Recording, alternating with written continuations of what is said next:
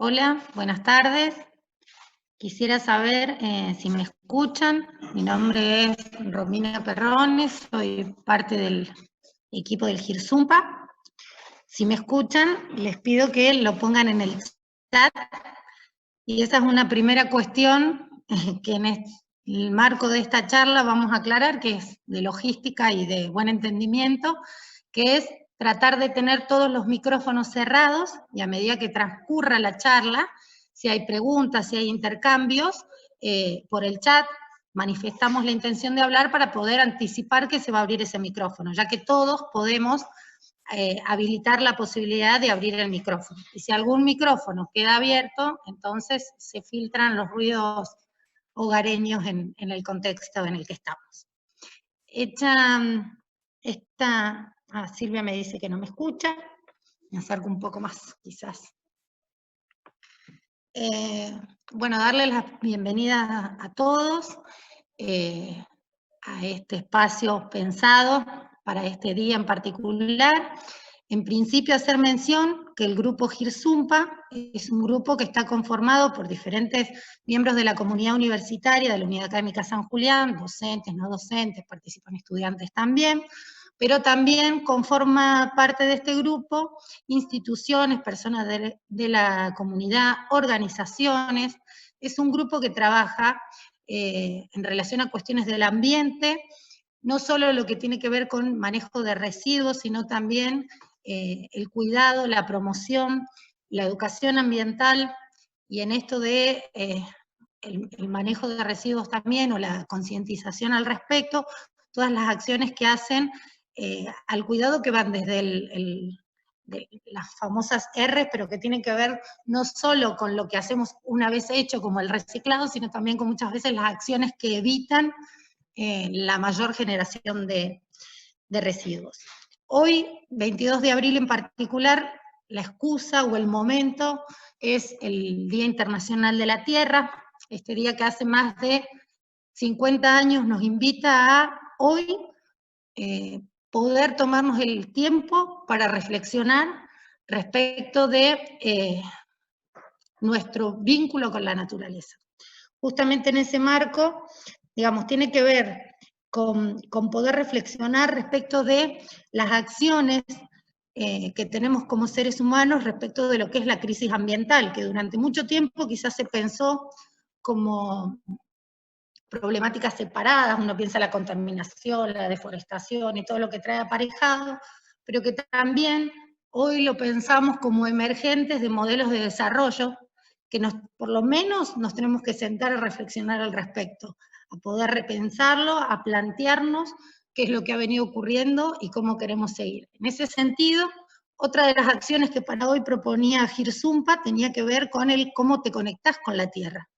Esa era la pregunta y nos invitaba de alguna manera, o invitábamos a compartir en esta reflexión del cómo te conectás, tiene mucho que ver con el cómo reconoces, cómo identificás y desde ahí cómo te vinculás con la naturaleza. Y esto nos habla de las representaciones, que justamente parte de lo que desde una lectura de las ciencias sociales, Paula Tato, que es licenciada en Trabajo Social, y que para nosotros es una alegría enorme que nos ofrezca este espacio, nos va a estar compartiendo en ocasión de esta charla. Le agradezco especialmente por haberse sumado a este evento que promovemos desde GIRSUMPA para todos aquellos que quisieran participar.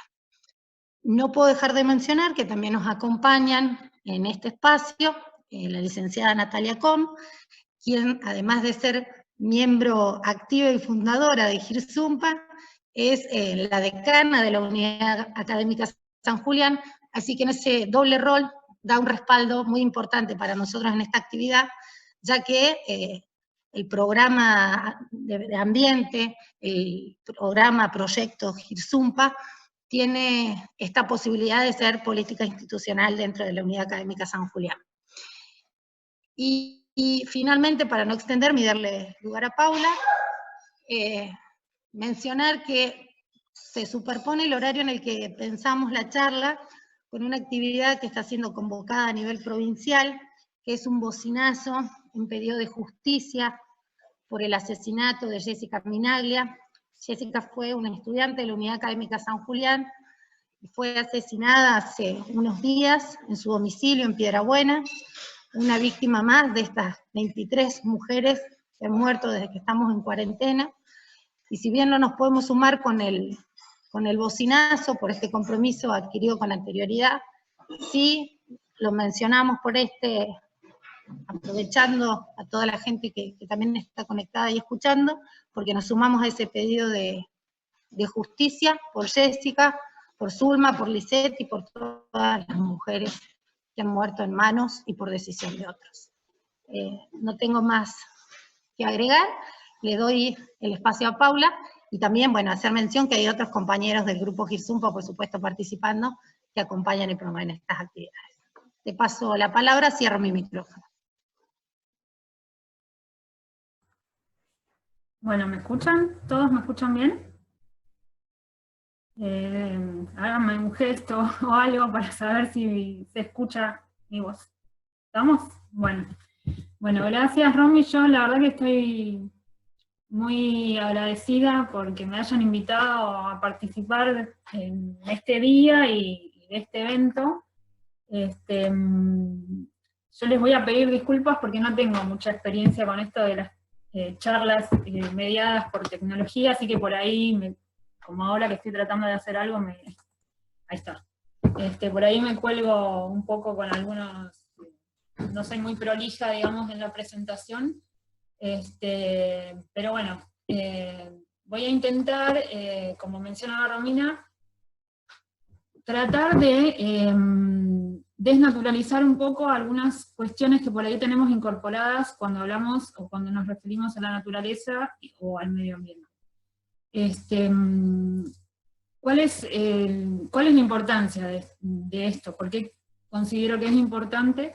Porque lo que nos pasa, digamos, como seres humanos en este planeta, y lo que nos está pasando ahora en particular en este contexto en el que estamos, tiene muchísimo que ver no solo con cuestiones, digamos, que nos pueden explicar las ciencias naturales o la biología o lo que son las ciencias exactas, sino principalmente con impactos y con acciones que desarrollamos las personas.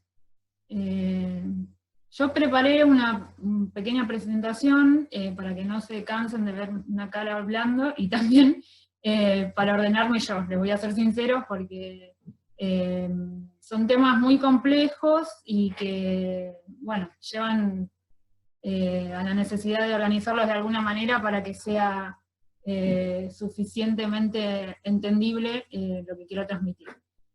Tengo una propuesta con respecto a las preguntas, como decía Romy, si ustedes quieren, mientras yo voy exponiendo las cosas, pueden hacer las preguntas mediante chat, y bueno, a medida que las voy viendo, las voy a ir respondiendo en la medida que me dé cuenta que están.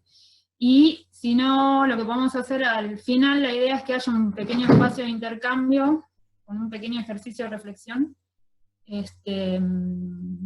bueno, y en ese momento si hay alguna duda o algo también, de alguna manera ordenada, vamos a ir habilitando los micrófonos para los que quieran plantear alguna cuestión. Así que bueno, yo ahora les voy a empezar a compartir, si me tienen un poco de paciencia, la presentación. ¿Ahí la ven? ¿La ven todos? Si me hacen un gestito de que están viendo la pantalla.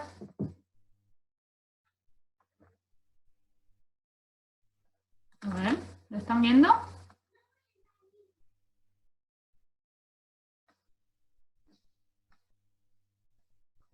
Bien. Un tiempito, ahí estamos. Bueno.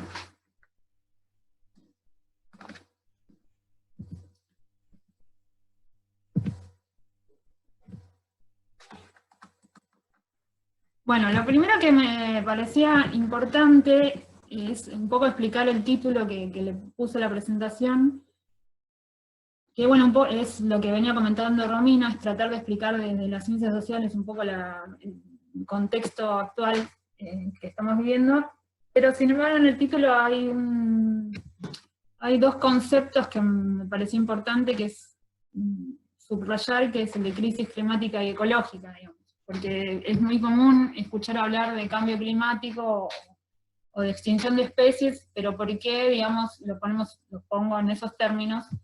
Y acá es, lo primero que quiero mostrarles es por qué. En particular, en los últimos años, la comunidad científica internacional, hay un consenso muy extendido entre la comunidad científica de que estamos ante una situación que no se dio posteriormente en la historia de la Tierra. Y esto en particular se refleja en dos informes que vieron la luz, digamos, hace pocos años. Uno de ellos es del año pasado, el 2009, que es el informe del IPBES, que es esto que dice acá, que es el Intergovernmental Science Policy Platform of Biodiversity. Bueno, es un grupo de expertos científicos de las ciencias naturales que desarrollan estos tipos de informes anualmente, precisamente orientado a los tomadores de decisiones gubernamentales.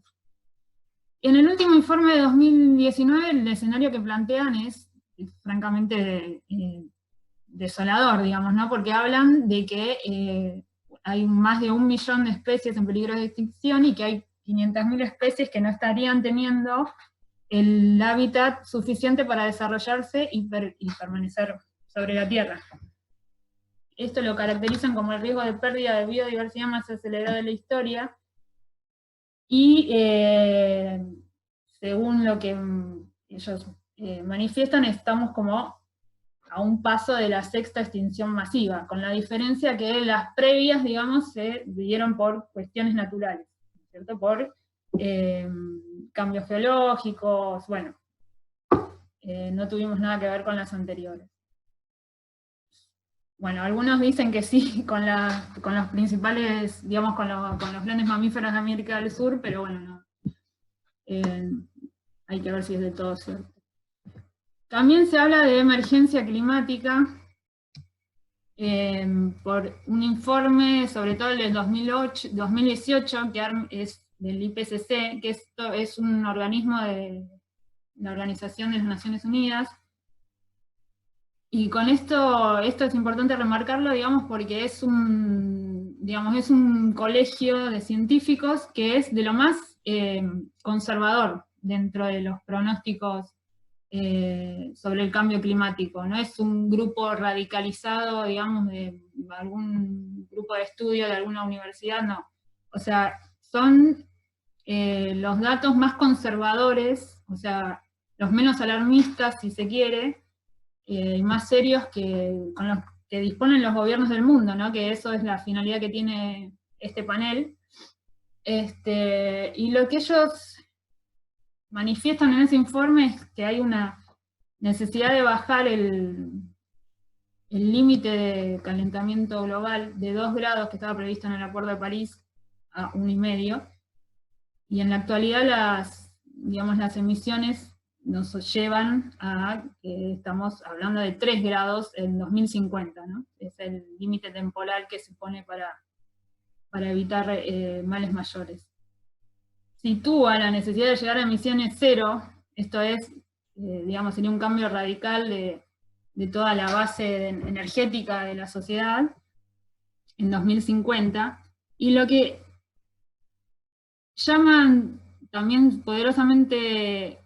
quieren llamar poderosamente la atención es sobre un límite temporal de 10 años para empezar a orientar la disminución de emisiones de carbono en los parámetros de 1,5 o 2 grados.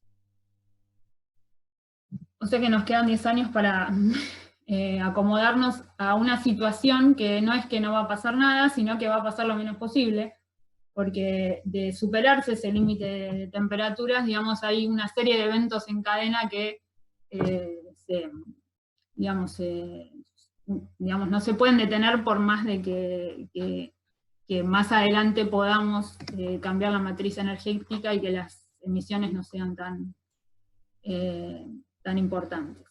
Así que por eso para situarnos en el contexto en el cual estamos hablando. ¿Por qué hablamos de crisis climática y ecológica? Bueno, por estas dos cuestiones, básicamente. O sea, la comunidad internacional de científicos está dando cuenta de esto a los gobiernos del mundo, y bueno, ahora, digamos, hay otras prioridades, ¿no?, que fueron desatadas por la pandemia, pero no se está haciendo poco y nada. Esa es la realidad. Bueno, ahora pasemos al tema central, digamos. Bueno, acá es una de la idea fuerza, digamos, de esta presentación es compartir esto, digamos, ¿no?, que las ideas sobre la naturaleza son construidas socialmente, ¿sí? Para explicar un poco cómo se construyen socialmente las ideas sobre el ambiente o la naturaleza, voy a usar un término que lo vemos los que estudiamos sociales, creo que en primer año, que es el tema del concepto de Moscovici de representaciones sociales. Esto habla de pensamiento de individuos o un grupo social sobre objetos significativos, y es un tipo de conocimiento que organiza la cotidianidad.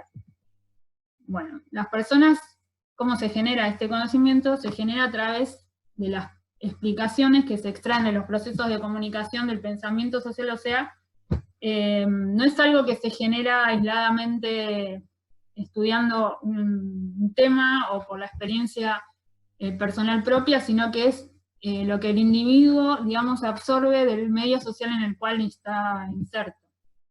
Y esto es otra cuestión importante. Tampoco es una opinión momentánea o fragmentaria, sino es que algo momentáneo, sino que es una construcción que realmente estructura las relaciones de las personas con ese objeto y la cotidianidad, ¿sí? No es, hoy voté a candidato A y mañana voté a candidato B, no. Estructura las percepciones, las imágenes, las creencias, y es un poco lo que hace funcionar al grupo social y lo que logra la pervivencia, digamos, de la forma de organizarse también, ¿no? Es el marco común de ideas de un grupo social. A ver si me dejan pasar. Bueno, ahí les pongo también, lógicamente estas representaciones están influenciadas por el medio cultural, que es un poco lo que comentaba antes, el lugar que ocupan las personas en la estructura social y las experiencias. Bueno, ahí hay una imagen que es un ejemplo claro, por ejemplo, como ilustrativo. Sobre un mismo objeto o un mismo ser, un gato, hay unas personas que lo visualizan y lo entienden de determinada manera como una mascota, y otra persona proveniente de un ámbito social distinto y de otra cultura y con otro marco de significación, lo va a ver con otra funcionalidad y de otra forma. Si cualquier cosa, si hay alguna duda o algo, lo van poniendo en el chat y yo trato de... Bueno, seguimos con este. Bueno, para seguir, digamos, deshaciendo un poco cómo son las imágenes sociales, me parecía elemental introducir algunos conceptos como es el antropocentrismo, que supongo que lo habrán escuchado en algún momento, que responde a una visión dualista que separa lo social de lo natural. Después, más adelante, vamos a hacer más énfasis en esta idea. Sitúa lo natural, digamos, como algo opuesto a lo social, ¿sí? Porque lo natural es aquello donde lo social todavía no intervino, entonces es algo no artificializado, no socializado. El antropoceno, bueno, este es un concepto que alguna parte de la comunidad científica está poniendo, digamos, en escena, que habla de una era geológica siguiente al Holoceno, que fue la última glaciación, y le pone este nombre debido al impacto global de las actividades humanas en la Tierra. Esto debido a que si nosotros pensamos, nosotros los seres humanos o los Homo sapiens, digamos, nuestra principal estrategia evolutiva para para triunfar como especie, digamos, porque somos una especie exitosa, pensando en términos de la evolución, nuestra principal estrategia adaptativa es la cultura. La cultura es lo que permite a las personas transformar el medio ambiente y adaptarlas a las necesidades del grupo social. De esta forma estamos entendiendo, la cultura como un conjunto de bienes materiales y espirituales. O sea, la cultura es un término que engloba toda la producción humana, ¿sí? No hay cultura por fuera de la especie humana, y a su vez la cultura es todo lo que las personas producen. Y la función de la cultura es garantizar, en principio, la supervivencia y la adaptación de los objetos. Cuando nosotros pensamos por ahí en las culturas originarias de Patagonia, tenían, digamos, la cultura operaba como eso, como la adaptación al medio ambiente, y lo mismo hemos hecho, digamos, los que venimos de la cultura occidental, digamos. Toda nuestra evolución cultural, digamos, ha tenido que ver con esta capacidad de transformar el ambiente,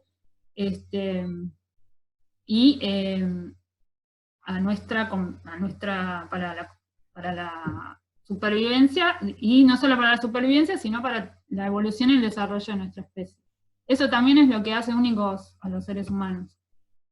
Entonces, también la cultura no solo son bienes materiales, sino también imágenes sociales e ideas, ¿no es cierto? Eso lo sabemos.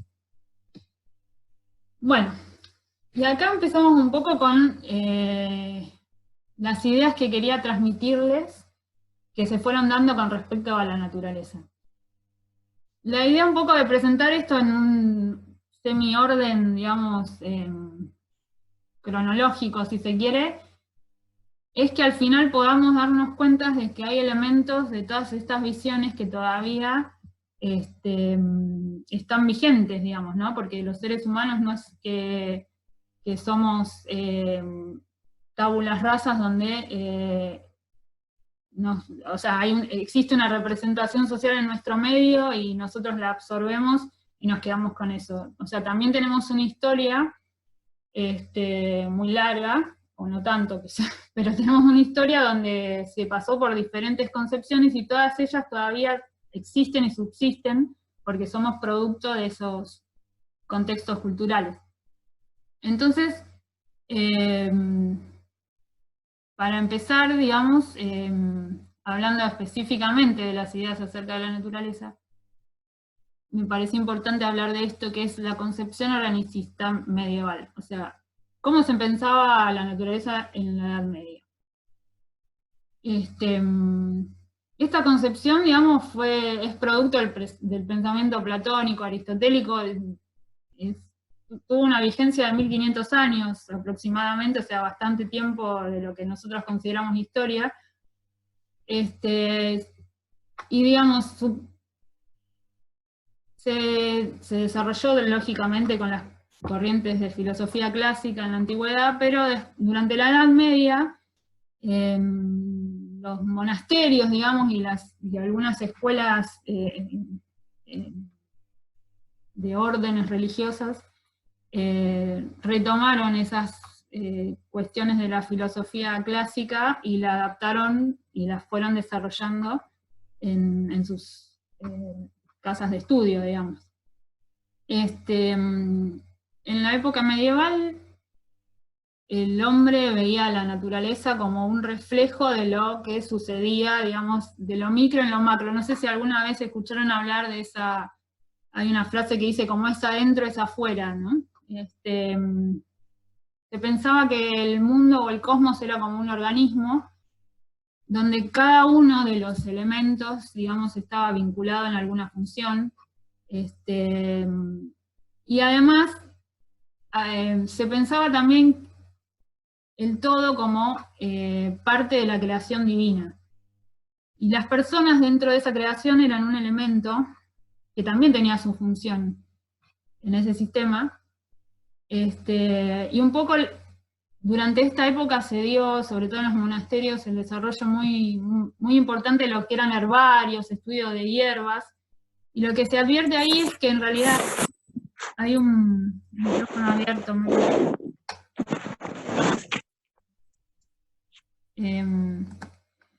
Lo que se advierte ahí es que hay no solo una valoración de la función que cada uno de los elementos del mundo natural cumplían en el ambiente, como considerando todo como un organismo, sino también que hay una valoración estética y ética de los elementos. Y tenían también una concepción que se denomina el finalismo, digamos que es que cada elemento ocupa el lugar que tiene que ocupar en el sistema, sería. Esto implica que no se puede hacer nada para, o está, no es que no se pueda hacer nada, está éticamente mal visto y tiene sanción moral cuando alguien o cuando algo se interpone entre la finalidad de ese elemento, que fue creado por Dios, digamos, cuando algo se interpone entre la finalidad de ese elemento y lo interrumpe. Entonces, por eso, digamos, durante toda esta época se va a valorar negativamente todo lo que tiene que ver con la experimentación y con la disección, porque alteraba los valores estéticos y éticos de lo que se consideraba un organismo creado por la divinidad. No sé si se entendió, si es muy complicado, pero a grandes rasgos, lo que se veía acá, como lo ven ahí en ese dibujito, es que los elementos estaban insertos en un contexto que incluían funciones éticas, concepciones morales, y también, digamos, concepciones sacras, ¿no? Hablando desde un punto de vista religioso.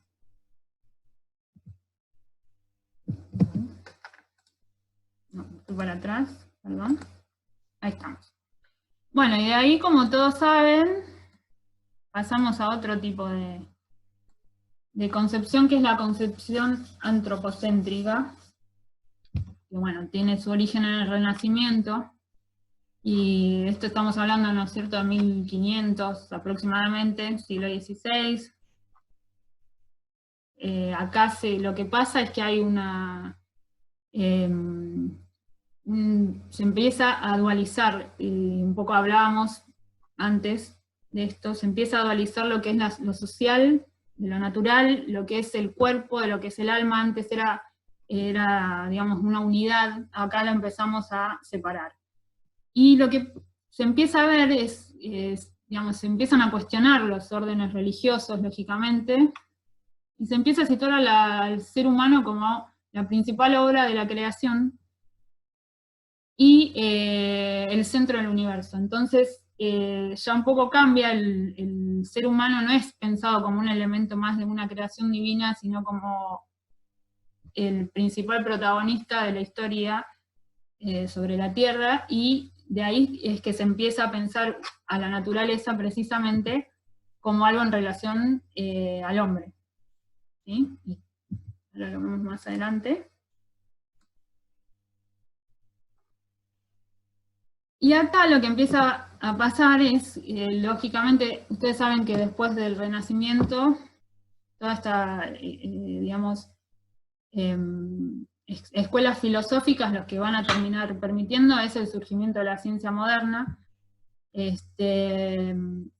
Y la ciencia moderna tiene otra perspectiva muy distinta a la que hablábamos antes, que es la capacidad de diseccionar elementos de la naturaleza, o sea, tomarlos, considerarlos como una unidad, manipularlos, clasificarlos, o sea, ahí estamos hablando y sobre todo la capacidad de la experimentación, que era algo que en la otra perspectiva, por las cuestiones éticas que hablábamos, estaba prohibido, si se quiere.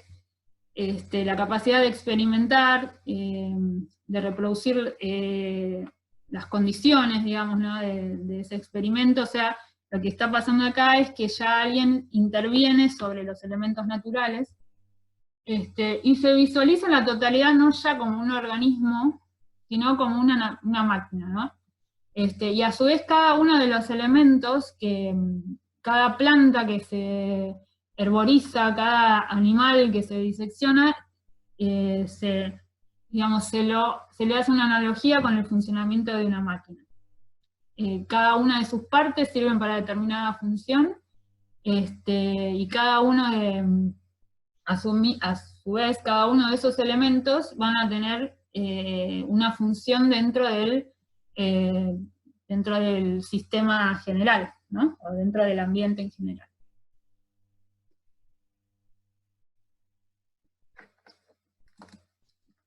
Bueno, y acá yo empiezo a tomar un poco lo que es un texto de Eduardo Budinas, que es un ecólogo uruguayo, que tiene unas cosas muy interesantes, en particular sobre este tema, sobre la visión de la naturaleza.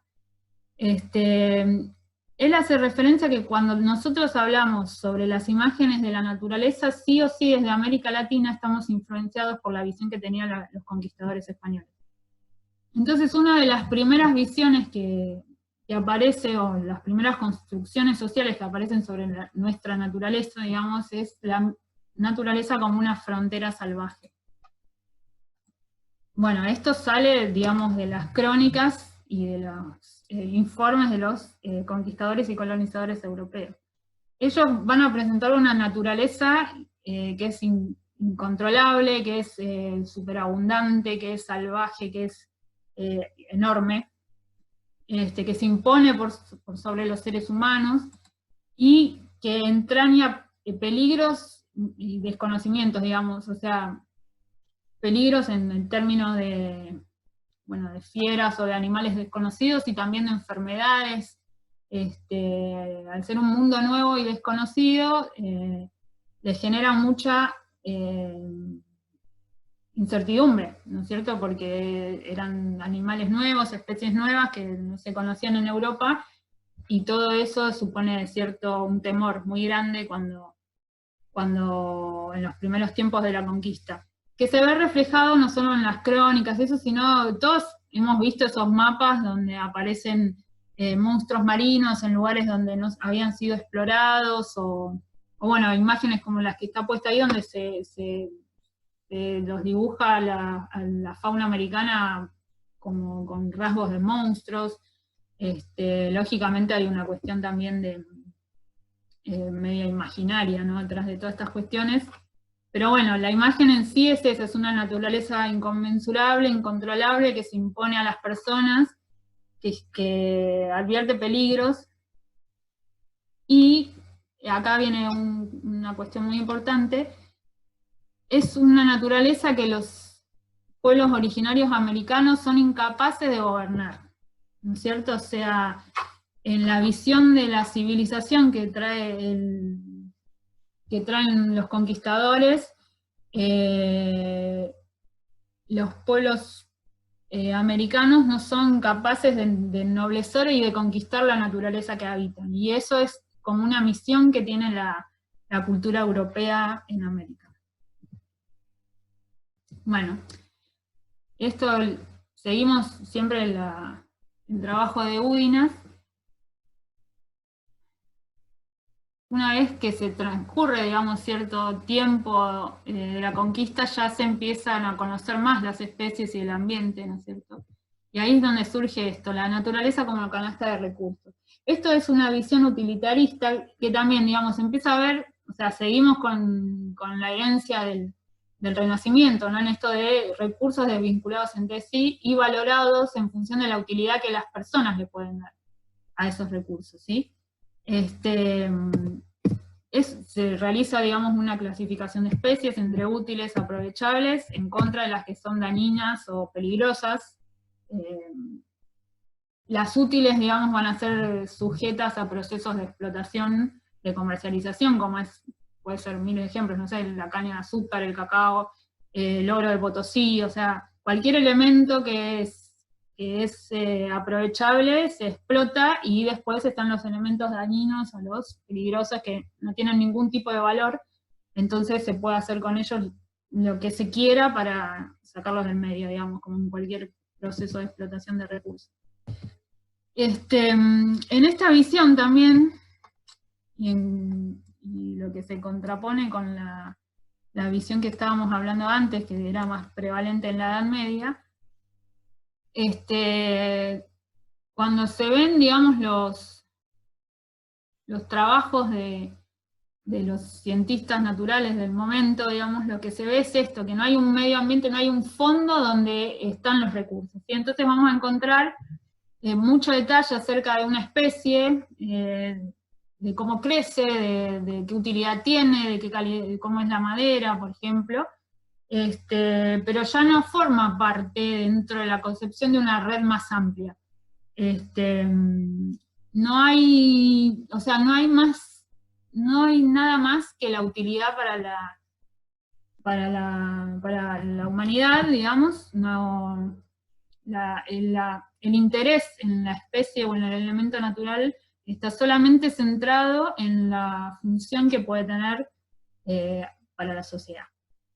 Entonces, cada uno de los elementos son tomados y mirados en forma individual. Digamos que eso es lo que ha llevado, no sé si alguien seguramente habrá leído Las venas abiertas de América Latina, por ejemplo, un montón de bibliografía que habla de estas cuestiones, ¿no? Tomar una visión estrictamente utilitarista de los recursos naturales y sobre las especies útiles y aprovechables sin la visión del sistema fue nefasto tanto a nivel ecológico como a nivel humano, ¿no? O sea, llevó a grandes catástrofes ambientales y sociales en nuestra historia, que además fueron a cumplir una función bastante importante en algo. También lo que empieza a pasar es que empiezan a haber ciertas primeras ideas de conservación en el sentido de evitar el desperdicio de recursos, o de qué manera puede ser más eficiente la explotación. Entonces se van a empezar a pensar en máquinas, por ejemplo acá en el ejemplo que puse, el tema de la industria forestal, por ejemplo, se empiezan a medir, a estudiar qué diámetro de tronco tiene que tener una especie para que rinda más madera utilizable, y se empiezan a sistematizar los métodos de explotación, digamos, con parámetros más científicos y más técnicos. Y esto es lo que yo les decía, digamos, que la explotación de las especies útiles en el contexto de la conquista americana, lo que permitió es esto, es la primera, digamos, la acumulación originaria de capital necesaria para llevar adelante la revolución industrial.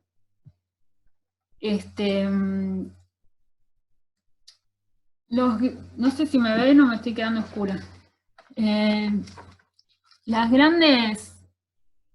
La llegada a Europa de todos los recursos naturales, lo que generó fue una entrada muy grande de dinero que fue a terminar, bueno, saben, ¿no? Perdón, le voy a prender una luz porque me estoy quedando medio.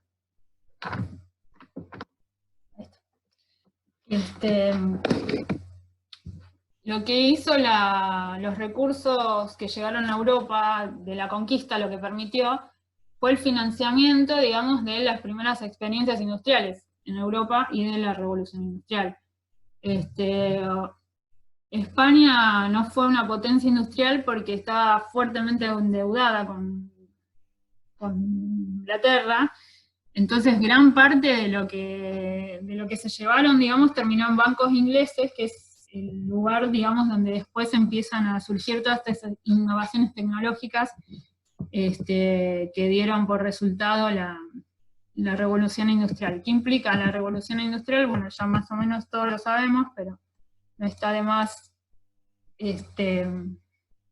traerlo, es esto, ¿no? Es la innovación tecnológica, la producción en masa, la utilización de los combustibles fósiles, digamos, que esto es el principal problema que tenemos ahora con respecto a la crisis climática, la mano de obra libre, esto implica que se rompieron todos los contratos sociales que tenía el antiguo régimen o el feudalismo o la época medieval, digamos, y la población que estaba acostumbrada o que vivía, digamos, en las aldeas medievales, de repente se quedó sin medio social de subsistencia, porque el régimen cambió y fue, digamos, compelida a la migración, ¿no? Para emplearse en las fábricas.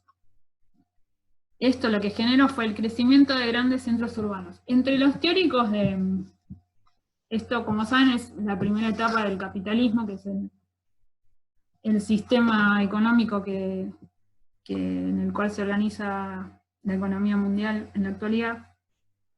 Y uno de los principales teóricos del capitalismo a nivel económico es Adam Smith. Y lo que plantea él es que la única limitación, lógicamente en el contexto que está escribiendo, estamos hablando de finales de 1700, no se le puede pedir otra cosa, ¿no? Porque, digamos, eran todos procesos sociales muy recientes. Pero él lo que ve como única limitación al crecimiento de la producción en el marco de la revolución industrial es el tamaño del mercado. Esto implica que si nosotros, o sea, que si el mercado se agranda porque ingresa más gente a consumir, y mientras la producción le pueda satisfacer la demanda de ese mercado, digamos, la producción no tiene límite de crecimiento. Y esto implica que se concibe al sistema económico como una entidad aislada, ¿no? O sea, no tienen en consideración el medio físico en el cual opera el sistema económico. Entonces no tiene ni ingresos ni externalidades la economía pensada en este momento. Es un momento muy inicial. Pero bueno, lamentablemente la tesis esta de que el único límite a la producción económica es el tamaño del mercado, es lo que sigue prevaleciendo en muchas miradas económicas tradicionales y que todavía, digamos, tienen consenso a nivel político, sobre todo. Permanentemente estamos hablando de que el desarrollo del crecimiento, y el crecimiento es el crecimiento de la producción, el crecimiento productivo. Bueno, esto viene de este momento fundacional de la revolución industrial, que digamos, se permitió gracias al input que fueron los recursos naturales americanos. A ver, sigo. Bueno, y acá llegamos a un momento un poco más agradable, por ahí, que es cuando, digamos, Occidente se empieza a retomar un poco, digamos, la visión de la naturaleza como un sistema, ¿no? Como no ya solo como elementos o recursos aislados que se pueden explotar para beneficio de la sociedad, sino como un sistema. El gran, digamos, descubridor, no sé si dice, de esto fue Darwin, ¿no? Con la teoría de la evolución de las especies. Vuelve a hablar de interrelaciones entre los elementos naturales, o sea, se retoma las cuestiones de las leyes que no deberían romperse para no afectar los equilibrios que tiene el sistema natural. Eso es un poco la noción de la ecología clásica, ¿no? Que hablábamos, o sea, lo que habla la ecología es esto, que el ambiente está en un equilibrio, digamos, y que para mantener ese equilibrio hay leyes naturales que no se rompen, si se rompen se desequilibran y bueno, y hay problemas ecológicos. Y es ahí que en el marco de esta nueva visión que se genera con Darwin, empiezan a surgir estos conceptos como el de ecosistema, que es de 1935, pero sin embargo estos, a diferencia de lo que pasaba en la primera filmina con respecto a la concepción organicista, el concepto de ecosistema va a tener una función manipulativa. ¿sí? O sea, la función de la ciencia sigue siendo la manipulación en función de los intereses humanos. Se utiliza fundamentalmente para determinar tasas máximas y mecanismos apropiados de explotación de los recursos, o sea, por ejemplo, determinar capacidad en esta, digamos, en esta ecología, dentro de la escuela de la ecología clásica, digamos, la función sería el aprovechamiento y la explotación sustentable, ¿sí? Para no alterar el sistema, cuánto puedo pescar en determinada área para que no se ponga en riesgo la reproducción de la especie y pueda seguir contando con el recurso en los años venideros, por ejemplo. Esa es un poco la función de esta visión de la ciencia. Bueno, y también empiezan a surgir en estos momentos posiciones no instrumentales, digamos, que empiezan a problematizar esta cuestión de que lo natural tiene que estar al servicio de los intereses económicos y de las personas, y le empiezan a otorgar un valor intrínseco a los elementos. Y en este contexto es cuando empiezan a surgir estas tensiones entre lo que es la visión científica y la visión militante, ¿no? Los militantes en general se los vincula a posiciones donde sucede esto, ¿no? No, esto no hay que tocarlo porque en sí mismo es valioso, y el científico en cambio es el que analiza y dice, no, bueno, pero lo podés utilizar de esta manera y no va a pasar nada porque si lo hacemos bien, está bien. El recurso perdura, el sistema sigue y nosotros prosperamos como especie. Pero, ¿qué pasó? Durante ya cerca de 1960, por ahí, empezamos la sociedad empezó, y los científicos también, a emitir las primeras alertas sobre crisis ambiental, y acá lo que pasa es que la naturaleza empezó a verse como vulnerable, entonces ya no es la naturaleza salvaje que se impone sobre los seres humanos, como vimos anteriormente, a la cual hay que controlar y dominar, sino que ahora es una naturaleza vulnerable que hay que proteger y mantener. Pasa de ser todopoderosa y amenazante, o pasó de ser todopoderosa y amenazante a ser frágil y vulnerable. Esto es a partir de las primeras evidencias de la crisis ambiental, producto del desarrollo de la revolución industrial y también del aceleramiento y el crecimiento que se dio a partir del Fordismo, del estado de bienestar de la década del 50 y de la optimización de los procesos fabriles y ese impacto, el crecimiento productivo a nivel mundial post Segunda Guerra Mundial. Todo ese crecimiento a los pocos años, digamos, empezó a ver de qué manera afectaba el ambiente, ¿no? Y ahí es donde empiezan a aparecer los conceptos de medio ambiente, de desarrollo, sostenibilidad, etc.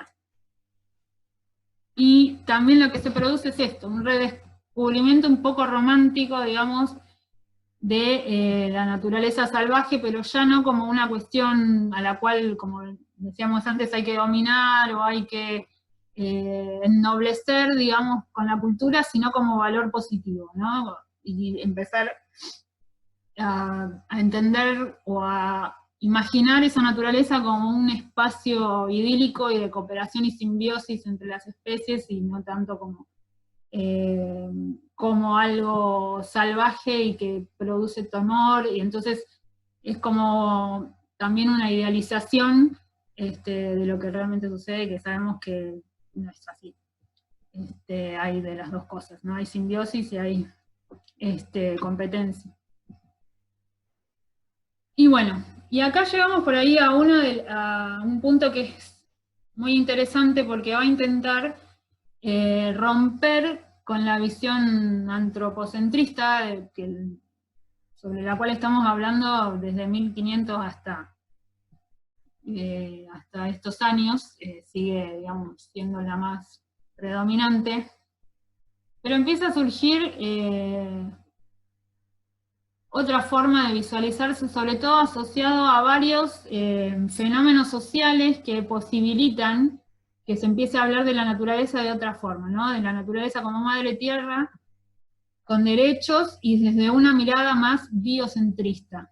¿Cuáles son esos procesos sociales que permitieron hablar o cambiar un poco el paradigma? Son los siguientes: es el surgimiento de los movimientos étnicos. Después de la conquista, ustedes saben, los pueblos originarios americanos fueron absolutamente diezmados y se preponderó, digamos, una imagen muy negativa de los valores culturales de los pueblos indígenas, pero todas estas cuestiones empiezan a resurgir a partir sobre todo de la década del 70, del 80, y empiezan a haber procesos de etnogénesis, digamos, donde estas descendientes o estas comunidades empiezan a retomar la reivindicación étnica. Entonces, eso empezó a situar las concepciones y los valores culturales en otra escala de valores que ya no era tan negativo como en épocas anteriores, ¿no? Bueno, la recuperación de los saberes tradicionales, y en particular, en esta visión tiene mucho que ver la oleada de gobiernos progresistas que hubo en América Latina hasta 2015, porque muchos de estos, digamos, de estos conceptos se vieron reflejados en procesos nacionales, de los cuales ahora vamos a hablar un poquito. Pero bueno, lo importante de esta visión es que intenta romper con el antropocentrismo y el dualismo occidental. En esta visión el hombre es un elemento más de la naturaleza.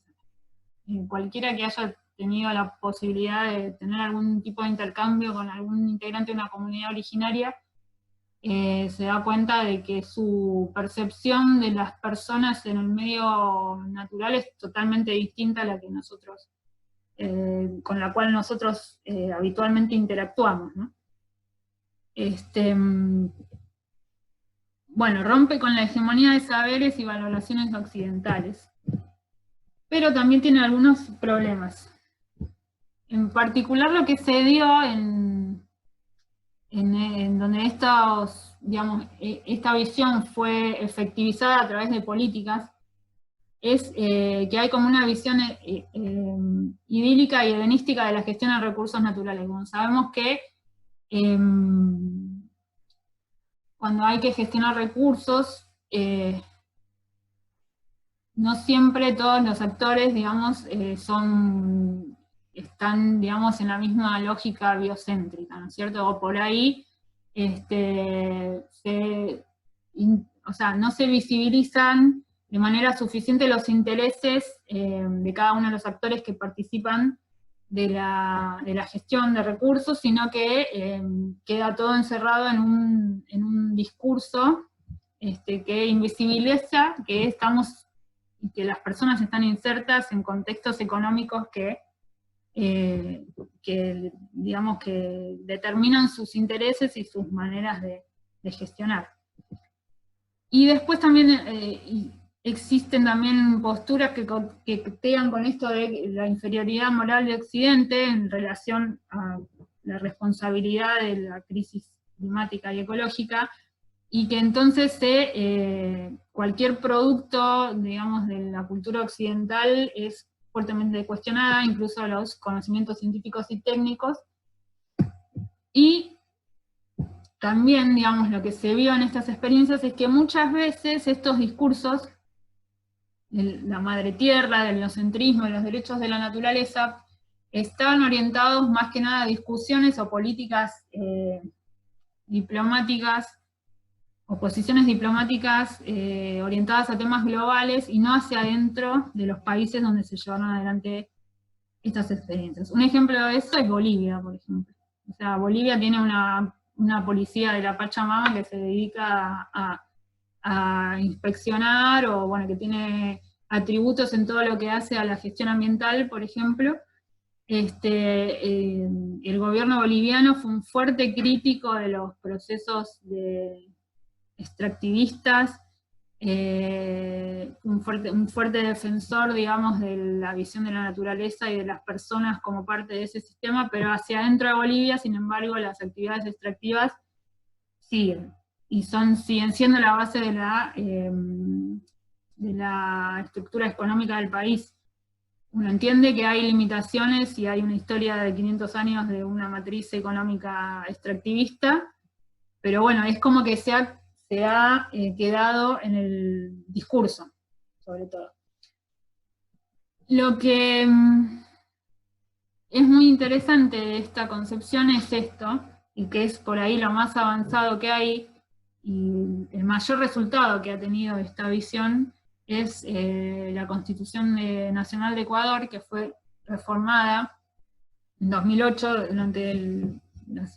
a través de la Asamblea Constituyente durante el gobierno de Rafael Correa, donde se incorporan en el texto constitucional los derechos de la naturaleza, o sea que la naturaleza pasó a ser un sujeto de derecho igual que las personas, o que otro sujeto de derecho. No es el telón de fondo donde las personas viven, sino que es alguien más, es parte, la incluimos dentro de los sujetos de derecho de la sociedad. Es muy interesante acá, yo lo transcribí como para que se dé una idea de lo que estamos hablando. El artículo 71 de la Constitución Nacional de Ecuador incluye esto: la naturaleza, o Pachamama, donde se reproduce y realiza la vida, tiene derecho a que se respete integralmente su existencia, el mantenimiento y regeneración de sus ciclos vitales, estructuras, funciones y procesos evolutivos. Toda persona, comunidad, pueblo, nacionalidad podrá exigir a la utilidad pública el cumplimiento de los derechos de la naturaleza. Bueno, esto es, digamos, siempre lo que está en una norma constitucional es el espíritu, y después, ¿no?, se debe hacer instrumentos legales menores para efectivizarlo. Pero bueno, el espíritu es este. También el artículo 72 habla de que la naturaleza tiene derecho a la restauración. O sea, esta visión de la naturaleza como sujeto de derecho es, hasta el momento, lo más centrado en esta lógica del biocentrismo y de considerarnos parte y no, y digamos desarticular esta dualidad de la que hablábamos antes entre sociedad y naturaleza. Bueno, entonces ahora un poquito ya para ir dando un cierre, o ir haciendo algún tipo de conclusión, es repensar un poco las concepciones dominantes de Occidente, digamos, ¿no? Porque todas estas ideas de las que venimos hablando son, digamos, las representaciones sociales dominantes de los periodos históricos, ¿no? O sea, cuando hablamos de representaciones sociales o de imágenes sociales, no estamos hablando de una cuestión monolítica, en el cual decimos, bueno, en el Renacimiento se pensaba de esta manera, en la Edad Media se pensaba de esta manera, sino que es un escenario complejo donde hay distintos elementos de distintas procedencias, digamos, pero sí o sí hay una tradición cultural que se impone y que se piensa como lo característico de ese periodo, de esa sociedad. Y esto tiene que ver con un concepto, digamos, hay muchas teorías o muchas escuelas culturales que hablan de esto, pero bueno, yo elegí a Gramsci porque habla de esto.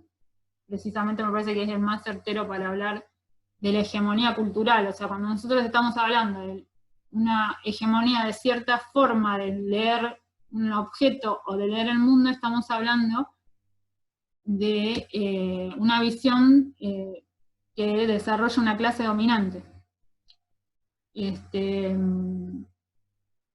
Gramsci, el concepto de hegemonía cultural sirve para hablar de la dominación de una sociedad culturalmente diversa.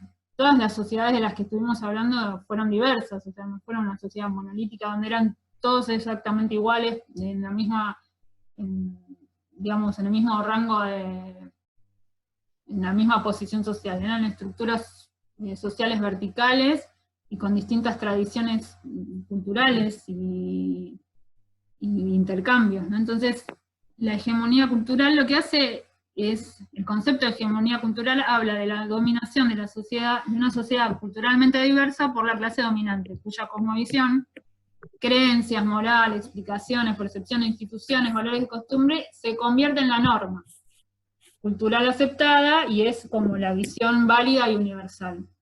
Entonces, seguramente, hoy, por ejemplo, cuando estamos hablando de que en la actualidad en nuestra sociedad todavía prevalece una visión de la naturaleza antropocéntrica y dualista, no estamos hablando del 100% de la sociedad. Entonces, ¿quiénes tienen esa visión? Entonces se me había ocurrido que por ahí sería interesante pensar un poquito más, que pudiéramos pensar un poco más en esto, ¿no? A ver.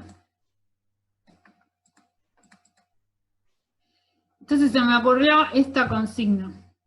A ver qué les parece. Espero que me salga bien. Reflexionemos sobre la relación de nuestros antepasados con la naturaleza y el medio ambiente.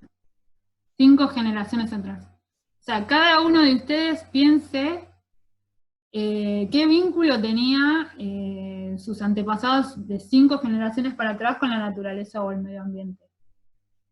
Seguramente vamos a encontrar que tenían una relación mucho más cercana, mucho más dependiente de factores ambientales, y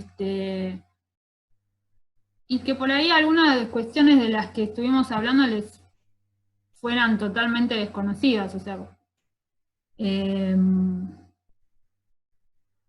por ejemplo, si yo me pongo a pensar en mis antepasados, me voy a encontrar con que 4 generaciones atrás, mi familia materna eran campesinos en Galicia. Entonces, aún hoy los campesinos en Galicia mantienen muchos de los aspectos de la visión organicista de la naturaleza. En esta cuestión de, digamos, de la interrelación entre los elementos naturales. En general, todas las sociedades tradicionales, cuando hablamos de sociedades tradicionales, o cuando digo sociedades tradicionales, me refiero a sociedades que no están del todo vinculadas, o que no digamos, que no son específicamente producto de la revolución industrial. Hay muchos de estas visiones previas, o concepciones previas a la modernidad sobre la naturaleza. Y eso es un poco lo que me parecía interesante reflexionar y llevarnos como ejercicio práctico, como reflexión. ¿Cuánto hace que realmente nosotros pensamos que nos podemos abstraer del medio natural como especie? O sea, ¿cuánto tiempo en lo que es digamos, nuestra historia? O sea, tenemos registro de muy, muy pocos años de la historia de nuestra especie, 3.000, 4.000, no sé. Dentro de esos 4.000 años, ¿durante cuánto tiempo los seres humanos pensaron que podían ser ajenos al sustrato natural del mundo, digamos, ¿no? O sea, empezamos a pensar un poco así, nos vamos a dar cuenta que es hace relativamente muy poco.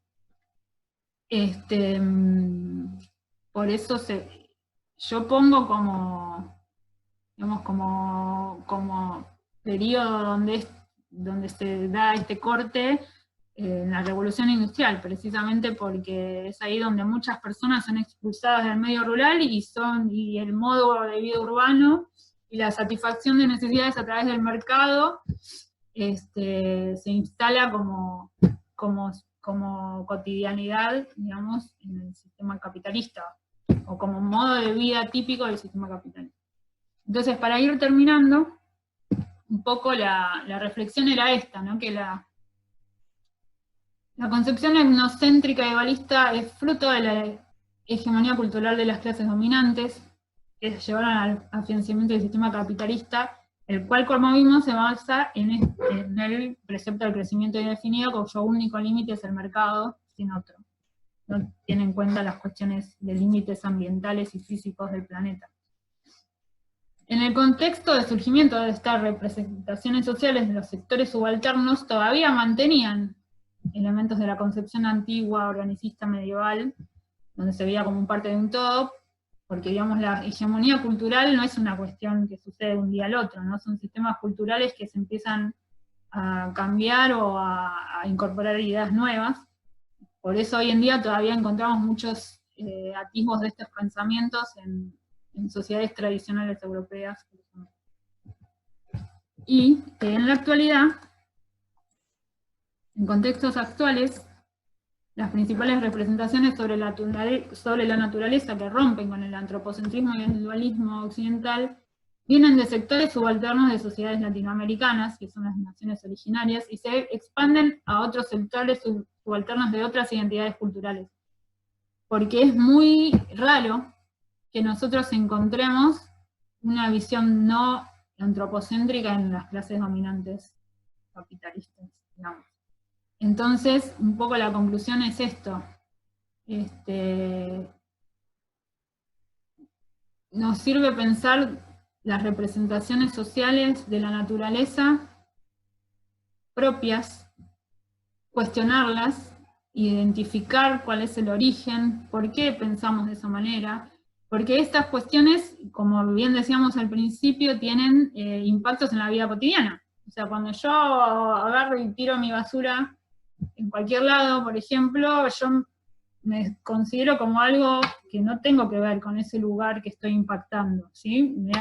Me considero separado de ese lugar que está recibiendo mi basura. Entonces, por eso me parecía importante que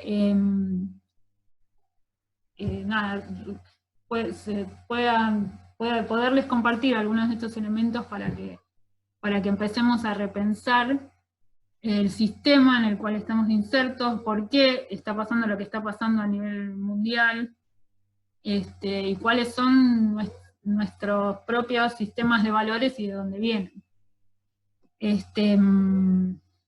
Así que no sé, un poco hasta acá llegaba la presentación. Mi idea ahora, no sé si alguien tiene alguna pregunta, que me la ponga por chat y le habilito el micrófono, porque mi idea ahora es un poco ver un video, pero bueno, si alguien tiene alguna pregunta,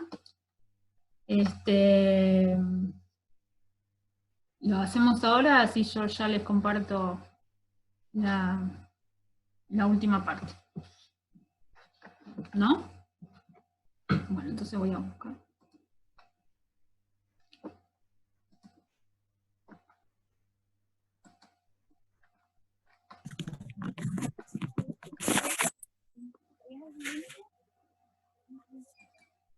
¿Alguien quiere? Sandra, ¿vos querés decir algo? ¿No? Bueno. La idea ahora es, yo les voy a compartir un videito. Es un video que es una difusión institucional de un yacimiento minero. Entonces,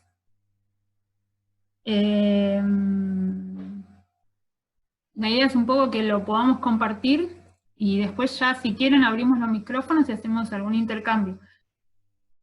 Fíjense si pueden llegar a identificar en el video algunas de las cuestiones que estuvimos mencionando.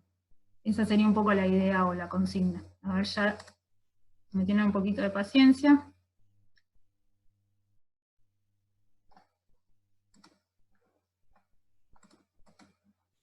Esperan un segundo, ya compartimos el video.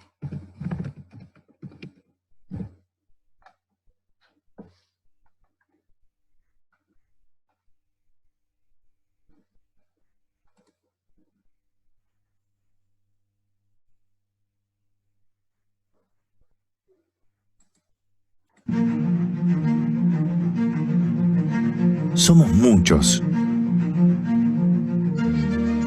Somos fuertes. Asumimos los desafíos. Los miramos de frente. Gente de todos los rincones, con un mismo objetivo. Sacar lo mejor de la naturaleza. La misma que hoy nos acecha y nos impone el deber de cuidarles las espaldas a los que están en el frente.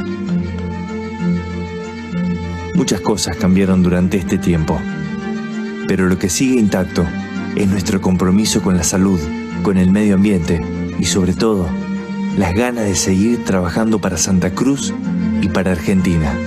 Cada uno desde nuestro lugar, cuidando a nuestra gente y dando lo mejor de nosotros, para que el mundo siga girando. Sabemos del esfuerzo que significa la distancia, el desafío de lo desconocido, pero también sabemos que detrás de ese obstáculo, que hoy nos parece infranqueable, hay prosperidad, hay bienestar y sobre todas las cosas, hay futuro.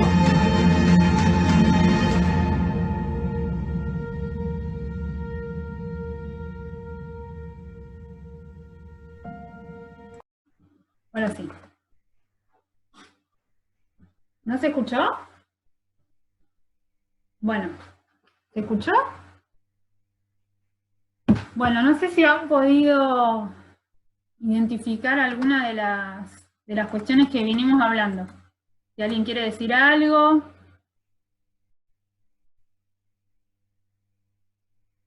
Bien. Bueno, a mí me parecía que en ese video se reflejaba, por ejemplo, la cuestión de la naturaleza como algo, digamos, de lo cual tenemos que sacar lo bueno, ¿no? O sea, porque en sí mismo es algo que se presenta como dominante y que nos acosa, ¿no? Dice, la naturaleza que nos acosa, en este momento con el coronavirus, digamos, eso es un poco... nosotros le sacamos lo bueno a la naturaleza que nos acosa, o sea, miren hasta qué punto en estos momentos todavía estamos hablando de, digamos, de cuestiones donde vemos a los recursos naturales todavía, digamos, desconectados de la totalidad, porque para eso tenemos que extraer, digamos, de lo que nos sirve, digamos, o sea, hay muchas cuestiones que, digamos, que por ahí, hablándolas así medio académicamente, o intentando hablar académicamente de algunas cosas, dijimos, nos parece decir, no, pero ¿cómo alguien va a pensar que no hay vinculación entre los elementos que conforman la naturaleza o el medio ambiente, y sin embargo, de repente nos damos cuenta que hay todavía el discurso de muchos actores tiene que ver con esto, ¿no? Con pensar que la naturaleza tiene partes buenas y partes malas, partes que sirven, partes que no,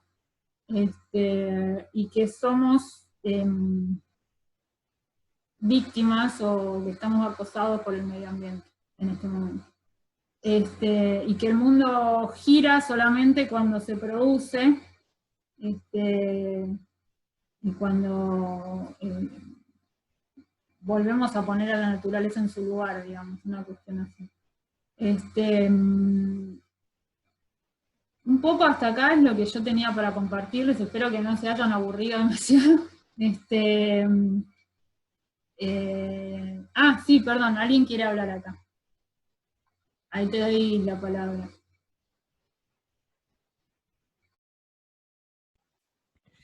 Sí, no sé si me escuchan. Bien, no, para nada aburrido, Paula, al contrario, fue bien didáctico y llevadero. Vos sabés que ahí viendo el video, se me aparecían un par de cuadraditos que me tapaban algunas imágenes, pero nada, no me impedía. Y vos, en un momento dado, yo arriesgaba que terminaba con YPF, ¿viste? O sea, algo extractivista, ya me imaginaba, ¿no? Y por otro lado, este cierre que plantea la cuestión del progreso, ¿no? Entonces, ¿cómo pensar el progreso? Bueno, lo que vos venías planteando, cómo retomar esa idea tan fuerte del progreso a partir de todo el modelo extractivista, a partir de, bueno, transformemos los recursos para seguir por más, ¿no? Y esta disputa y esta tensión que se produce en estos contextos sobre todo, ¿no? Donde hoy los contextos nos muestran que estamos en un techo y un piso muy, muy próximos, digamos, ¿no? En ese sentido, pero quería además felicitarla por la presentación, me pareció muy, muy llevadera, muy interesante. Gracias. Colombo, me parece. No sé si te llamas así. Mariano. No, sí, no sé usar la tecnología tampoco, y quedó Bueno. registrado así y no lo puedo cambiar, y bueno, Listo. es mi apellido, sí. Bien. Bueno, muchas gracias. La verdad que me costó muchísimo porque tampoco sé manejar la tecnología. Bueno, nada, la idea era un poco esto, que se lleven estas herramientas y que, a ver quién quiere, María. A ver. Ahí estamos. Sí, me pareció muy, estoy de acuerdo con Colombo, me pareció muy didáctico, muy bueno, muy interesante. El video me pareció que interesante en la medida que de lo que estábamos hablando. Muestran el desarrollo, muestran con una bondad, pero no se está aclarando qué es lo que viene detrás de ese desarrollo.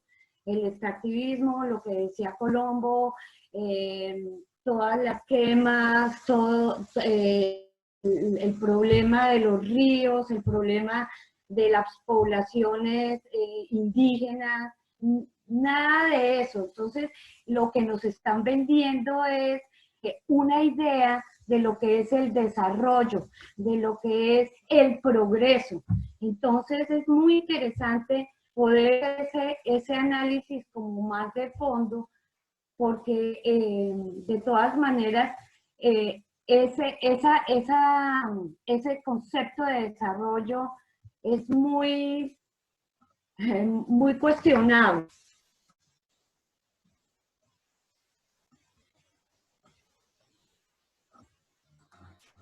Gracias, sí. Bueno, es un poco lo que veníamos conversando, digamos, ¿no? Los modelos de desarrollo, cada modelo de desarrollo tiene su idea de naturaleza también. Bueno, por lo que veníamos conversando antes. O sea, cada modelo de desarrollo tiene sus clases dominantes y sus clases subalternas, y desarrolla su superestructura, digamos, ideológica, sus representaciones y sus ideas acerca del mundo en función de los propios intereses. Lo que me parece importante es que sepamos realizar ese análisis en la cotidianidad, y problematizar, digamos, y ser críticos con los discursos, precisamente porque los contextos que se vienen y que estamos ya, digamos, ¿no? Y que se vienen son complicados. A ver, ¿alguien más quiere decir algo? Mariana.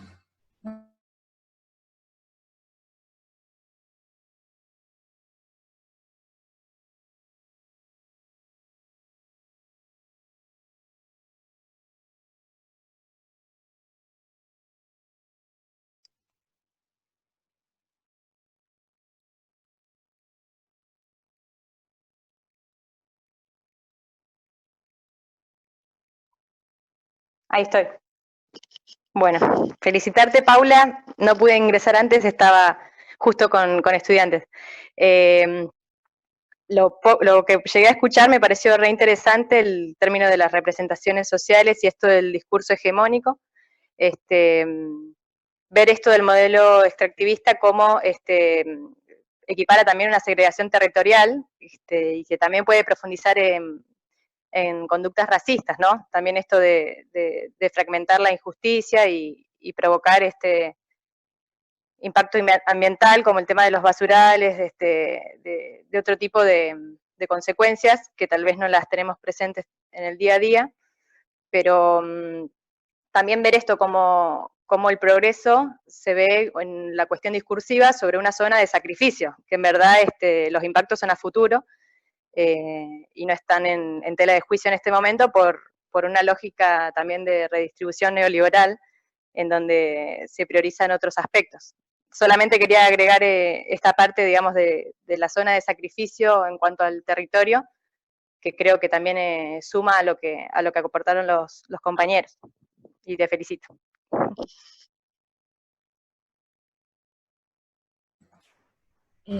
Ahora le pasamos la palabra a Sole.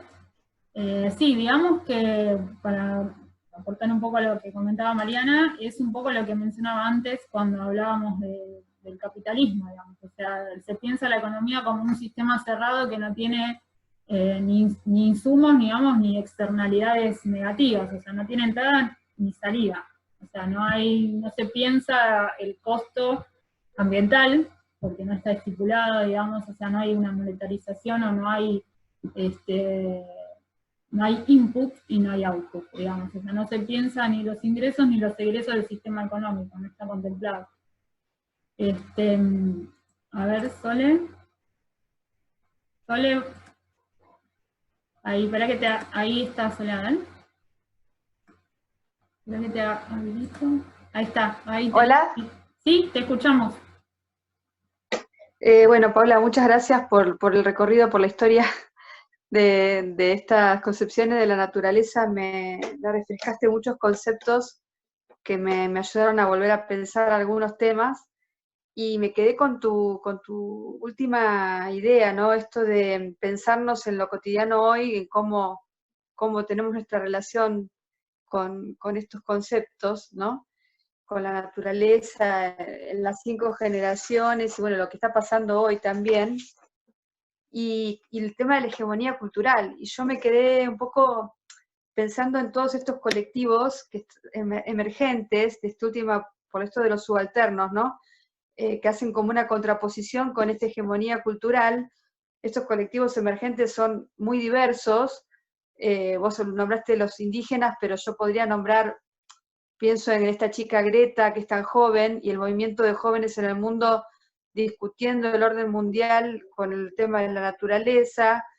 Pienso en estas prácticas nuevas de turismo que hablan de culturas regenerativas. Empiezan a aparecer montones de colectivos que a través de propuestas o de presentar el conflicto de la crisis ambiental, como los más jóvenes, empiezan a cuestionar este orden hegemónico cultural, desarrollista, que especialmente los estados no han logrado, si bien tienen un montón de herramientas, muchos estados, los más progresistas, han tratado de estos últimos años en América Latina de posicionar algunas cosas, pero finalmente no enfrentan al mercado, entonces generan herramientas, pero no las concretan.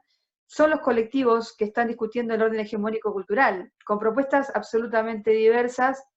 Bueno, hay montones de colectivos ahí mismo en Santa Cruz que han trabajado con la Patagonia sin represas.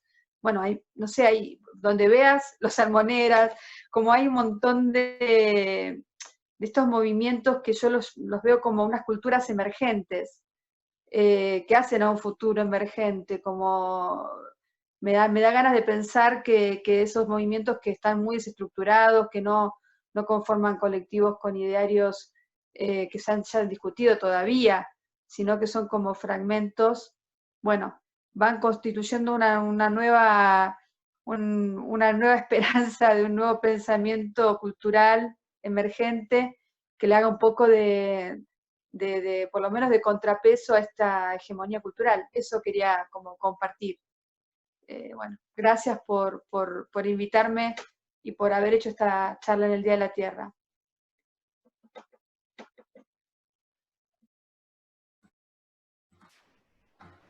Bueno, gracias, Sole, sí.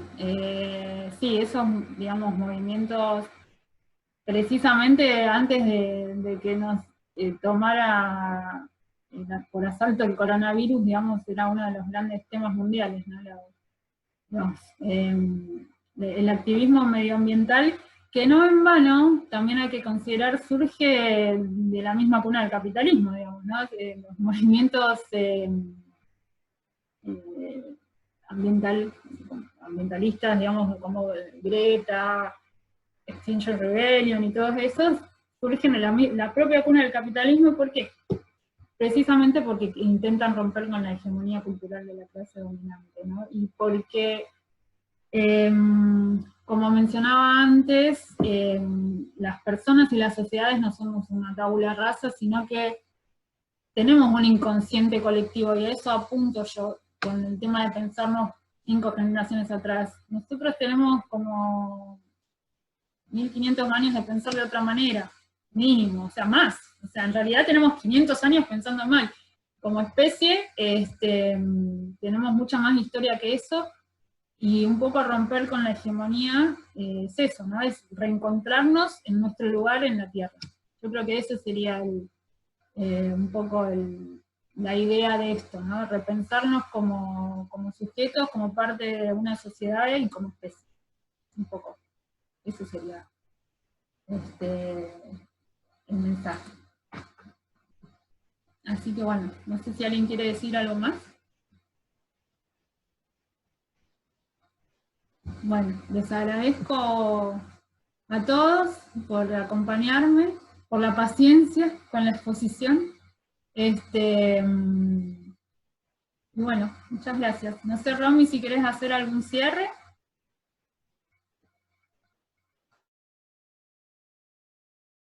Paula, agradecerte una vez más por esta presentación súper clara, súper dinámica.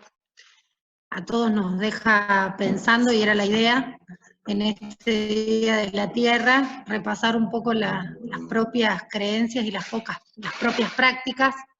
También yo me quedé con esto de que en el cotidiano es fácilmente identificable, si uno se pone a reflexionar al respecto, el tipo de prácticas que aún guardan todas estas nociones que fuiste describiendo, pero que hacen a la reproducción misma, ¿no? De la vida cotidiana como la entendemos hoy. Aún cuando buscamos con otras prácticas ir rompiendo de a poquito o ir buscando un nuevo concepto de esta naturaleza. Pero como bien decía, estas ideas conviven, y en esa convivencia y en esta búsqueda de ir haciendo contrapeso de la hegemonía cultural, dejar un poco este mensaje de que, por pequeña que sea la acción, al momento de poder realizarla, poder generar esa acción, ya tiene un peso en sí mismo. Digo, no miremos todo lo que, en el cotidiano, no miremos todo lo que nos falta, sino lo que sí estamos pudiendo empezar a hacer. Desde prácticas que supongo que cualquiera de nosotros puede enunciar, sea hoy decido no tirar este papel acá, hoy decido iniciar mi huerta, hoy decido sumarme con esta política de separación de residuos, hoy elijo no comprar, o elijo comprar al productor local. Digo, en el cotidiano ir pudiendo tomar estas decisiones que, aunque chiquitas, van generando esta marea, o pueden ir generando una marea de cambio. La verdad que te agradezco inmensamente y un placer haberte escuchado, y gracias a todos quienes hicieron sus aportes y pudieron participar.